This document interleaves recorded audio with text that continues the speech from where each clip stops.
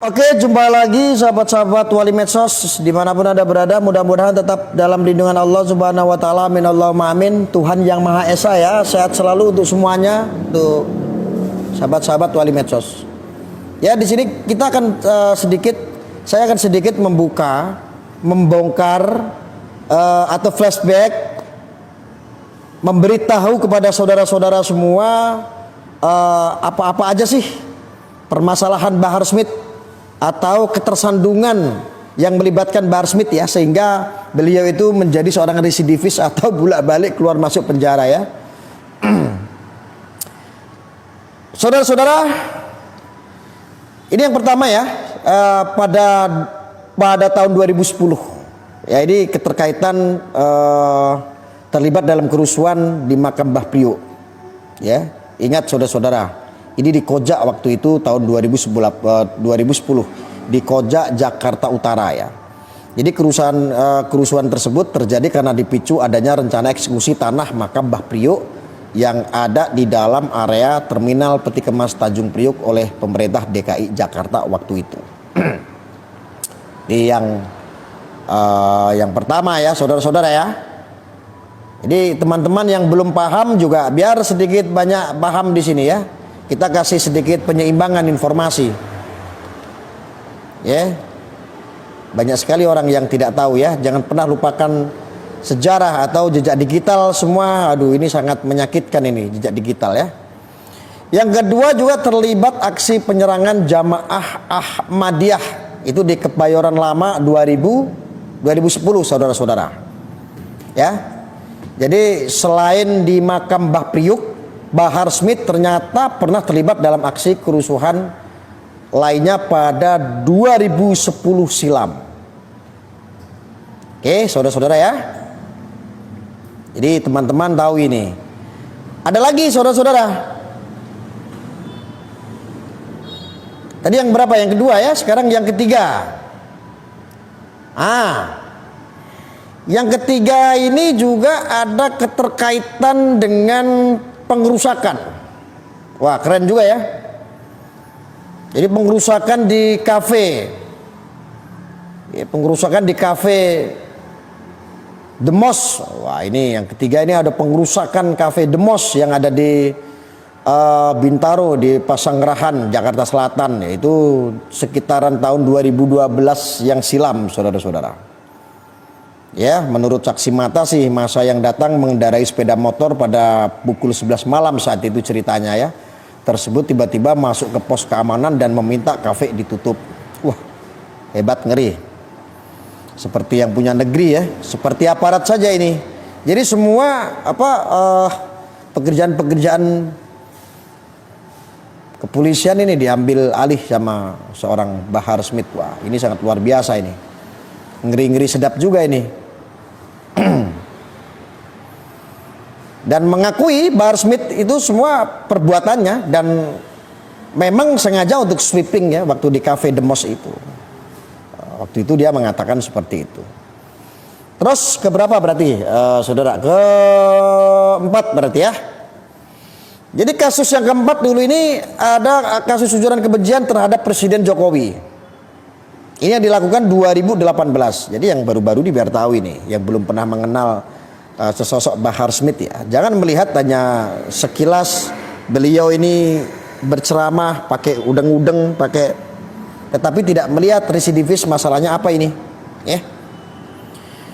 Akhir November 2018 lalu, nama Bahar bin Smith menjadi perbincangan setelah video ceramahnya viral dan dilaporkan Jokowi Mania, yaitu Joman, serta Siber Indonesia ya. Saya tahu Siber Indonesia itu, si Bang Muanas ya, Habib Muanas dan kawan-kawan yang melaporkan waktu itu. Nah, itu juga saya pernah dengar, memang saat itu juga kami juga ikut mengkanter karena ya ini menimbulkan banyak sekali perpecahan atau dampak sosial yang sangat luas sekali ya, karena berbicara pendukung waktu pilpres, masa pilpres ini kan ada yang ke sana, ada yang ke sini. Ini dampak sosial. Jadi apapun itu harus bisa membedakan ya. Namanya mengkritik dengan mencaci membuat sara, menghina, apalagi itu sebagai salah satu simbol negara ya. Presiden itu salah satu simbol negara, nggak boleh kau. Apalagi anda ini seorang, ada kutip apa, ada sedikit nempel itu gelar Habib. Masa seorang habaib ini tidak mengerti bagaimana cara menghormati para ulil amri ya, para umaro. Harusnya lebih paham ya, nggak perlu diajarin ya. Ada gelar Habibnya, pekerjaannya dakwah ya. Tapi teman-teman juga jangan salah paham ya, harus bisa membedakan antara syahid dan Habib. Kalau Habib itu sudah jelas syahid, kalau Habib itu sudah jelas zuriyah Nabi, kalau Habib itu sudah jelas cucu Nabi. Tetapi kalau syahid ya, syahid itu udah jelas cucu Nabi, belum tentu Habib. Lalu perbedaannya apa dengan Habib? Habib ini Habib ini adalah penyertaan seseorang memberikan gelar kehormatan dengan dengan sebutan Habib. Jadi ketika gelar Habib atau Habaib ini disematkan ini ya untuk kepentingan dakwah tentunya, dan itu sebuah gelar. Ya, itu sebuah gelar. Jadi harus bisa membedakan. Jadi kalau Habib sudah jelas Sayyid, sudah jelas itu Judiyah. Kalau untuk masalah Bahar Smith ini dia cucu Nabi atau tidak, wallahu alam, katanya sih cucu Nabi. Dan yang terakhir saya dengar juga cucu Nabi yang ke-26 ya. Tidak tahu ya. Saya tidak peduli kalau hak batil. Salah saya sampaikan. Saya tidak mau terintervensi atau intimidasi karena dia punya gelar. Salah ya salah. Ya kalau tidak bisa jadi panutan ya tidak bisa jadi panutan. Jangan langsung gara-gara itu silau saya. Jangan. Ya saudara-saudara, jangan silau gara-gara gelar ya. Kita tidak boleh. Kita ini umat Rasulullah ya. Ya kita lanjut ya. Dulu dalam video yang viral itu di medsos, Habib Bahar itu menyebut Jokowi sebagai pengkhianat negara dan rakyat. Wow, ini sangat bikin sara sekali ya. Fitnah tetapi belum pernah bisa membuktikan. Dan pada reuni akbar alumni 212 yang berlangsung minggu ya, di tanggal 2 bulan 12 2018, Habib Bahar ini mengungkapkan alasan mengapa ia menyebut nama Jokowi dalam ceramahnya. Terlebih saat itu ia melontarkan pernyataan kontroversi. Saya sampaikan kenapa saya berkata seperti itu, karena kita lihat dalam peristiwa 4 November 2016, para ulama dan Habib diberondong gas air mata, tapi presiden malah kabur. Ini fitnah. Padahal saya tahu tuh presiden saat itu di mana. Kenapa saya tahu? Saya ini salah satu rakyatnya, masa saya tidak tahu. Jadi begini loh. Ya saya sedikit saya bukakan narasi ya. Mana iya seorang presiden kabur? Presiden itu enggak tahu, tugasnya juga enggak cuma ngurusi demo-demo. Banyak, dia harus keluar negeri, harus ngurusin ini, harus menandatangani ini, harus ngecek yang sebelah sana. Wah, jadi presiden ini ngurusin orang se-Indonesia, enggak cuma ngurusin orang 212, yaitu apa? Wiro Sableng. Ya. Presiden enggak cuma ngurusin kau, Bib. Makanya undang-undang dong Jokowi kalau mau demo tuh dikasih tahu dulu. Jokowi, saya mau demo begitu. Kan udah kasih tahu ya, dia enggak. Lantas bukan artinya itu kamu artikan bahwa Jokowi kabur. Nah, ini makanya ya tabayun dulu. Ada ini kan seorang Habib. Harusnya ada yang lebih paham ya kalau seorang Habib ya. Apalagi seorang pendakwah ya.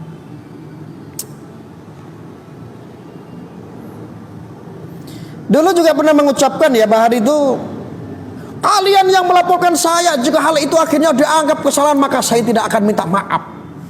Dengan sombongnya, dengan congkaknya, dengan angkuhnya, lebih baik saya busuk dalam penjara. Ya. Terus tadi yang keempat ya. Yang kelima, diduga aniaya 2 remaja di Bogor itu pada tahun 2018. Jadi belum selesai kasus ujaran kebencian terhadap Jokowi, Habib Bahar bin Smith ini diperiksa Direktur Kriminal Umum Polda Jabar. Itu pada tanggal 18 bulan 12 2018 ya. Ya itu ya. Jadi menganiaya 2 remaja di Bogor itu pada tahun 2018. Oke. Terus itu penganiayaan diduga dilakukan di sebuah pesantren. Sebentar ini saya bacain sedikit. Penganiayaan diduga dilakukan di sebuah pesantren di Kecamatan Kemang pada Sabtu tanggal 1/12/2018 pukul 11. Ia dilaporkan ke Polres Bogor atas dugaan secara melakukan kekerasan terhadap orang atau penganiayaan dan atau melakukan kekerasan dengan nomor laporan sekian. Ya, kalau tidak salah itu kena pasalnya 351 ya, penganiayaan ya. Wah, ngeri juga ya. Ngeri. Ya. Jadi saudara-saudara di sini biar sedikit ada gambaran, paham gitu. Jadi paham teman-teman ya. Terus tidak cukup sampai situ ya teman-teman.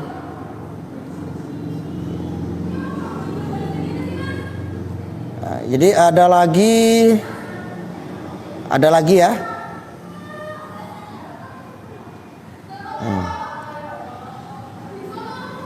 Di dalam LP sendiri terakhir ya, di dalam LP sendiri saya pernah mendengar bahwa Habib Bahar ini pernah memukul terduga atau bukan terduga ya. Sebentar saya sedikit lupa. Bahar Smith ini pernah memukuli di dalam LP ini orang yang terjerat kasus mutilasi kalau tidak salah itu dengan hukuman mati ya. Ini berantem di dalam LP. Ya hanya perkara masalah utang piutang.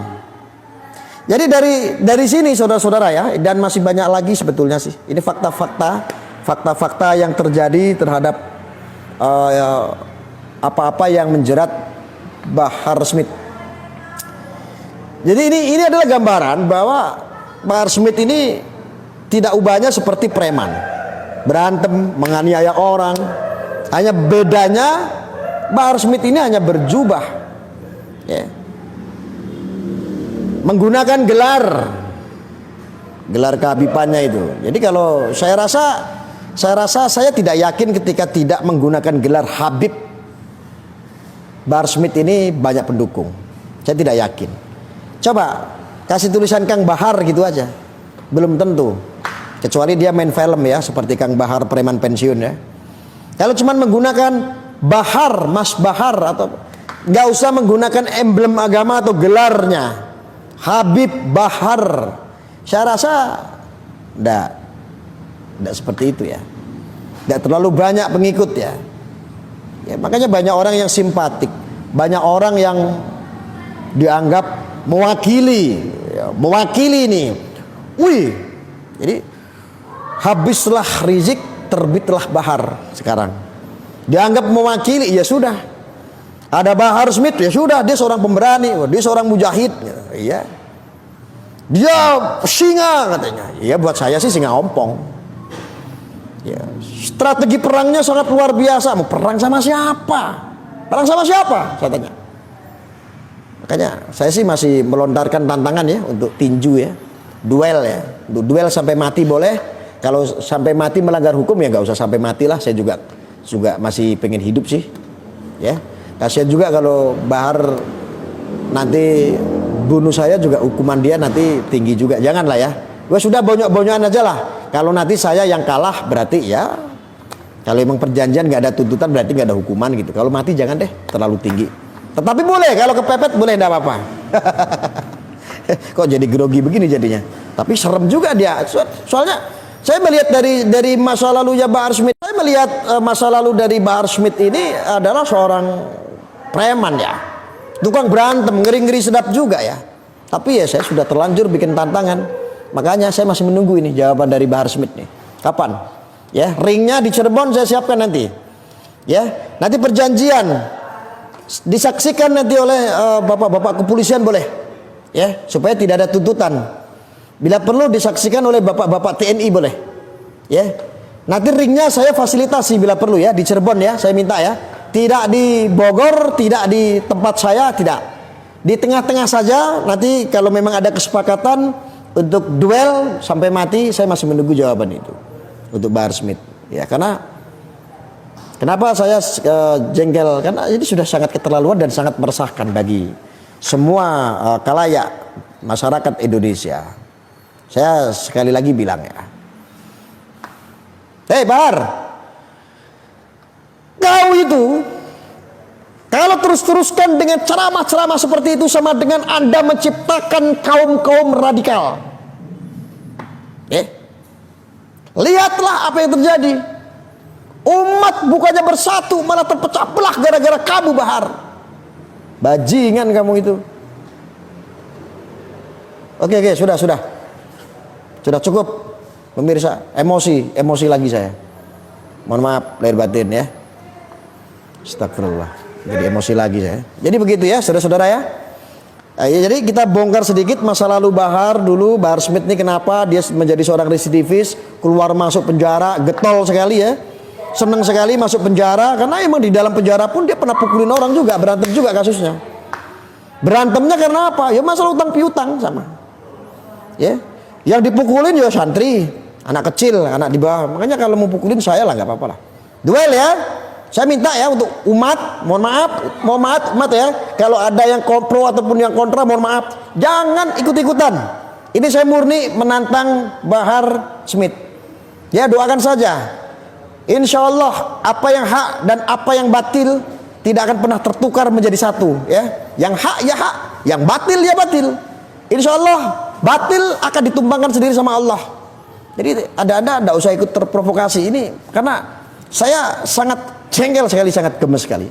Ini membuat bahaya. Ini bapak-bapak TNI dan Polri ya Pak, bapak Polri, bapak-bapak yang ada di kepolisian, cepat ditindak, cepat ditangkap. Bapak-bapak harus cepat tindak Pak.